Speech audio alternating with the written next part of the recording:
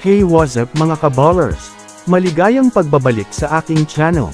Halina't pag-usapan natin ang balitang good news sa GSW. May pantapat na kay Jokak at ang balitang Suns nagkakagulo na.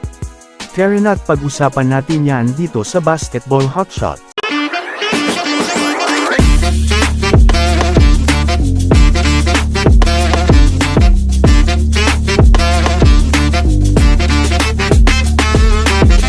Una nga muna tayong ako mga kabowlers patungkol sa kupunan ng Phoenix Suns.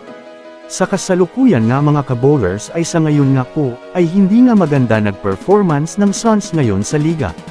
Marami na nga pong mga fans ng Suns ang nagkakagulo dahil sa kanilang sistema ngayon. Ayun nga po mga kabowlers sa mga NBA analyst, ay mukhang minamalas na daw ngayon si Kevin Durant sa kakampi dahil na rin bukod nga sa malakas na ang kanilang team dahil sa pagdating ni Bradley Beal ay palagi naman nga itong nagtatamo ng injury. Bukod pa dyan mga kabowlers, official na rin nga po silang nilampasan ng Warriors sa standings kaya sa ngayon nga po, ay sila naman ang nasa ibaba ng Western Conference. Mayroon na rin nga pong mga players sa kanila, ang nagrereklamo kagaya na lamang ni Eric Gordon na humihingi ng mas malaking role sa kanilang rotation.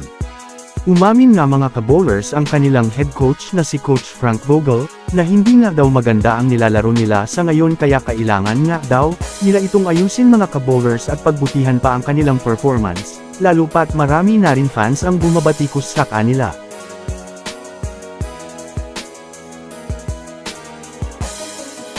Samantala dito naman tayo ako mga kabowlers sa kupunan ng Golden State Warriors. Para nga sa kaalaman ng lahat magtatapat na naman nga po, sa pangalawang pagkakataon ang kupunan ng Golden State Warriors at itong Denver Nuggets, sa darating na December 26 ngayong taon.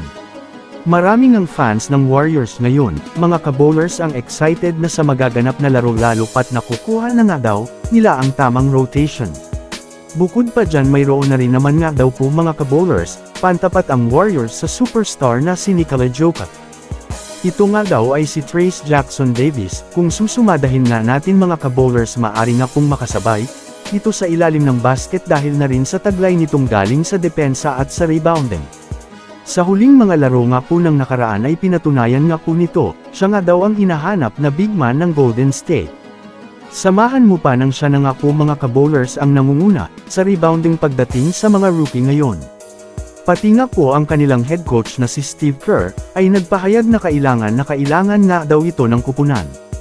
Kaya kung titignan nga natin ng mabuti mga kabowlers, siya nga po ang magsisilbing pantapat kay Nikola Jokic. So that's it for today's video mga kabowlers. Yan lang ang ating pag-uusapan sa ngayon, pindutin na ang subscribe, and hit nyo na rin ang notification bell, para sa mga susunod na updates sa mundo ng basketball. Again, this is Basketball Hotshots. Thanks for watching.